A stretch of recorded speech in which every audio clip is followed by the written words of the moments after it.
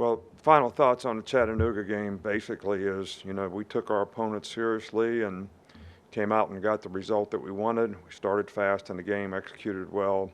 Still lots of things to learn and improve on. Obviously, the Iron Bowl is, one of the great rivalry games in college football, something that you look forward to as a competitor. It's also something that is a great opportunity to be able to play in. And I don't think that anybody needs to pay attention to, what happened in the past, what happened in the last game, what somebody's record is. Anytime you play in a rivalry game, it's going to be a highly competitive, tough, very physical game, and that's what everybody needs to get ready for. I think, Auburn Hugh Freeze has done a fantastic job there, with his team this year. They've played very competitively in all their games. They're 6-5. They've won some games really well, but they do a great job of running the football. I think that they've got a very difficult offense to prepare for with the multiples that they give you, the different ways that they run the ball, the way the both quarterbacks really can, add to the running game. The tight end, number 13 is a really good player, really good receiver. Number 5 is a really good receiver. Defensively, they've played really well all year long.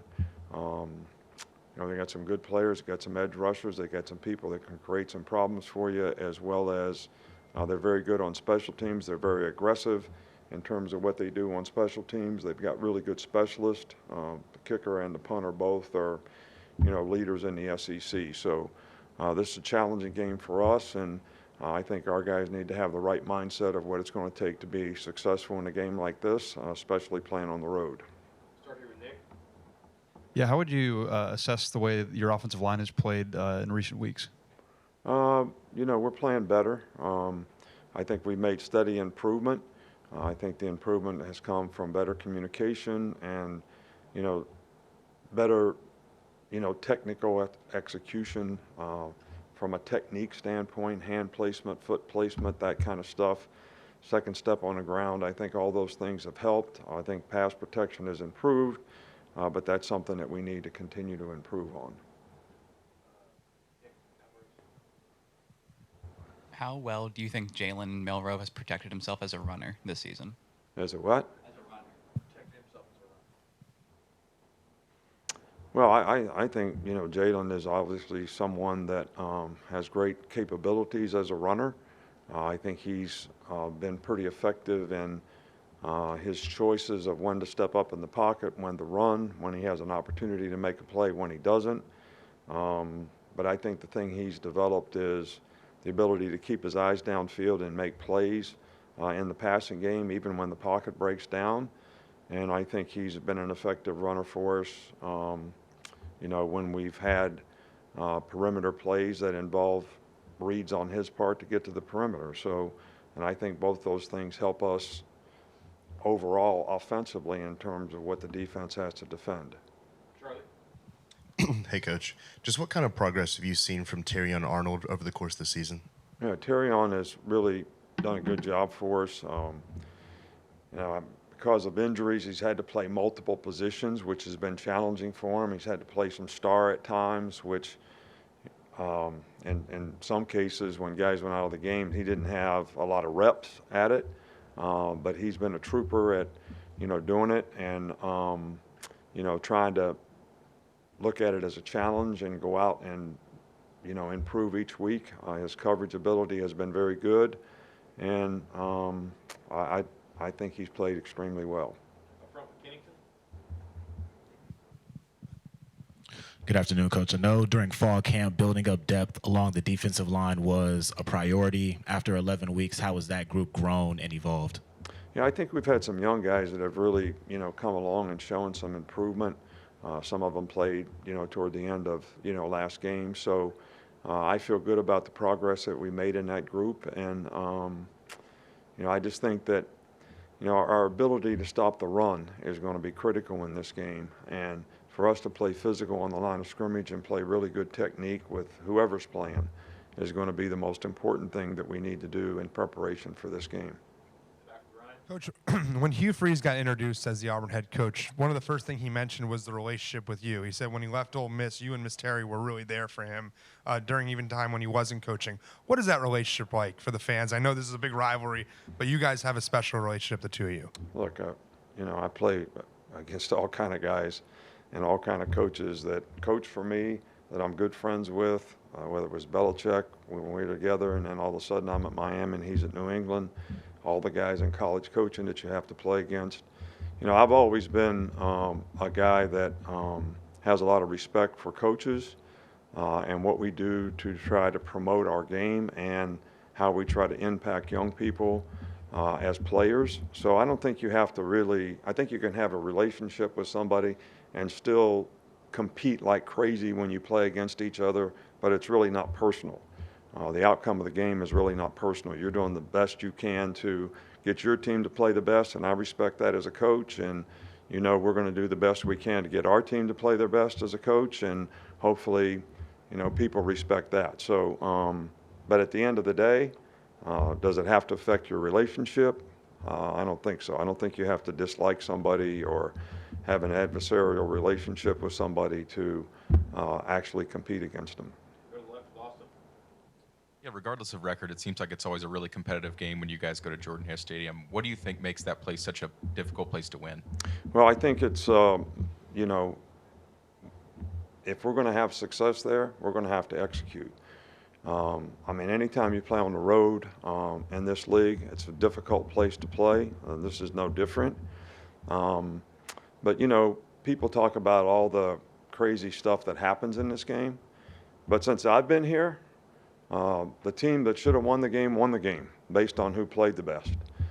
So I think the focus needs to be on, how we're going to play and how we're going to execute and do what we do and what kind of consistency are we going to be able to maintain in a difficult environment, which, we've had this challenge several times before, and this one's going to be just as difficult as any of the rest. Chase? I've heard your good friend Bill Belichick say that the concept of halftime adjustments is really overrated because adjustments get made during the first half because there's no sense in waiting. You can get hurt by that.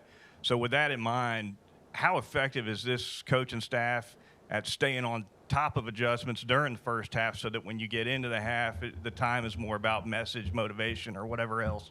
No, I think it's a combination of both. I love Bill, don't get me wrong, but I don't always agree with him. I didn't always agree with him when I worked with him before. But anyway, and I'm sure he'll say he didn't always agree with me. But anyway, we're making adjustments between every series. We're going over the previous series, whether it's offense, defense, or whatever. They ran this stunt, we didn't block it right, or, they ran this formation, we didn't adjust to it correctly.